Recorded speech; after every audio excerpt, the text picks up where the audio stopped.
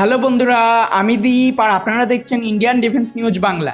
তো বন্ধুরা, যেমনটা আপনারা জানেন যে হালেই না কেবল ভারত বরং বেশ কিছু ফরেন ইন্টেলিজেন্স রিপোর্টের তরফ থেকেও এটা এক প্রকার কনফার্ম করা হয়েছে যে তালিবান কাবুলে ক্ষমতায় আসতেই পাকিস্তানের যে সমস্ত আতঙ্কবাদী গ্রুপ ছিল তারা কি করেছে, তাদের এই ট্রেনিং ক্যাম্প আর লঞ্চ প্যাডকে ধীরে ধীরে আফগানিস্তানে সরিয়ে নিচ্ছে।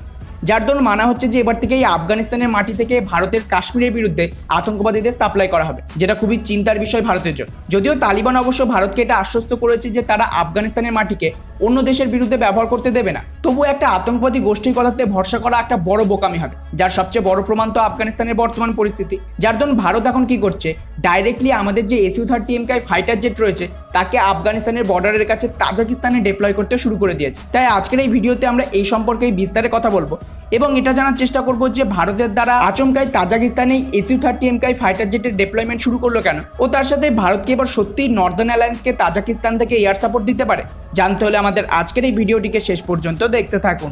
তো বন্ধুরা, যেমনটা এখন আপনারা স্ক্রিনেও দেখতে পাচ্ছেন, ইন্ডিয়ান ডিফেন্স রিসার্চ উইংস নামক এক ডিফেন্স ওয়েবসাইটের মতে হালেই ভারতের তরফ থেকে আমাদের কিছু Su-30mki ফাইটার জেটকে তাজিকিস্তানে ডিপ্লয় করতে শুরু করে দিয়েছে। যদিও এ বিষয়ে কোনো সরকারি তথ্য নেই আর থাকারও কথা নয়, কারণ এইসব বিষয়ে সরকারের তরফ থেকে কোনো অফিসিয়াল কনফার্মেশন আসবে বলে তো আমার মনে হয় না। তবে বন্ধুরা, কিছু মিডিয়া রিপোর্ট অনুযায়ী তালিবানের কাবুলে কবজা করার আগে থেকেই ভারতের দ্বারা কিন্তু তাজিকিস্তানের যে ভারতীয় এয়ারবেস রয়েছে তাকে অ্যাক্টিভ করে দিয়েছিল। কারণ দেখুন, আপনাদের হয়তো মনে আছে আমি এর আগের একটা ভিডিওতেও আপনাদের জানিয়েছিলাম যে তাজিকিস্তানে ভারতের একটা এয়ারবেস রয়েছে যার নাম ফারখোর এয়ারবেস, যাকে ভারত কিন্তু 2000 সালের আগেই আফগানিস্তানের নর্দার্ন অ্যালায়েন্সকে সাহায্য করার জন্য রয়ের সাহায্যে তাজিকিস্তানের সরকারের কাছ থেকে নিয়েছিল। আর বন্ধুরা, এখানে সবচেয়ে গুরুত্বপূর্ণ বিষয় হলো এই এয়ারবেসের পজিশনটা যদি আপনারা খুব ভালোভাবে দেখেন তাহলে বুঝতে পারবেন যে এটা আফগানিস্তানের বর্ডারের খুবই কাছে রয়েছে, যার দরুন এখান থেকে চাইলেই ভারত কিন্তু তালিবানের উপরে বম্বিং শুরু করতে পারবে।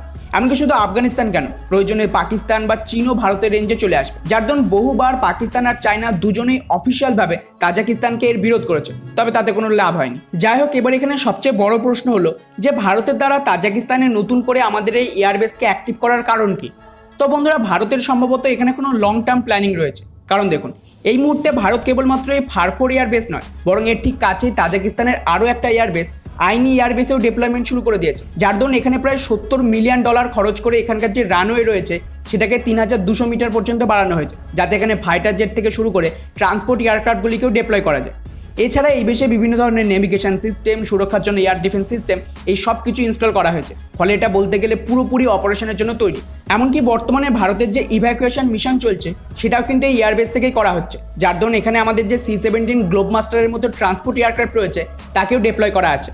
যার দরুন এই মুহূর্তে কিছু টপ ডিফেন্স এক্সপার্টদের মতে ভারতের এখানে কমপক্ষে 1টা থেকে 2টো স্কোয়াড্রন Su-30mki ফাইটার জেটকে ডিপ্লয় করা উচিত। এতে তালিবানের উপরে অনেক বেশি সাইকোলজিক্যাল প্রেশার তৈরি হবে এবং ওরা আফগানিস্তানে পাক আতঙ্কবাদীদের সাহায্য করার আগে 10 বার ভাববে। কিন্তু এবার এখানে সবচেয়ে বড় প্রশ্ন হলো, ভারত কি এবারে নর্দার্ন অ্যালায়েন্সকে সাপোর্টের জন্য এখানে ফাইটার জেটের ডিপ্লয়মেন্ট করেছে?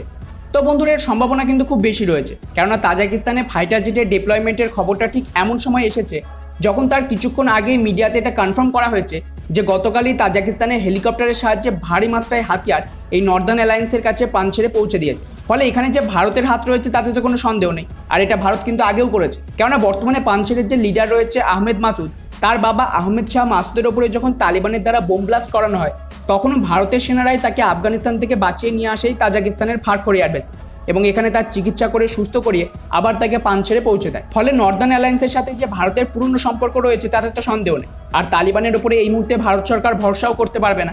তাই আমার মতে হয়তো এখন তাজিকিস্তানে ভারতের সম্পূর্ণ প্রস্তুতি চলছে, আর এখান থেকেই ভারত হয়তো নর্দার্ন অ্যালায়েন্সকে সাপোর্টও করছে, বা প্রয়োজন পড়লে হয়তো ভবিষ্যতে এখানে সুখোই বিমানের সাহায্যে এয়ার স্ট্রাইক বা বম্বিংও করতে পারে। কারণ দেখুন, আজ না হোক কাল এই তালিবানের সাহায্যে কাশ্মীরে যে আতঙ্কবাদ বাড়বে সেটা আমাদের বহু ডিফেন্স এক্সপার্ট এমনকি ইন্টেলিজেন্স রিপোর্টেও বলা হয়েছে। সেক্ষেত্রে সবচেয়ে গুরুত্বপূর্ণ হবে তালিবানের ওপরে বম্বিং করা বা এয়ার স্ট্রাইক করা।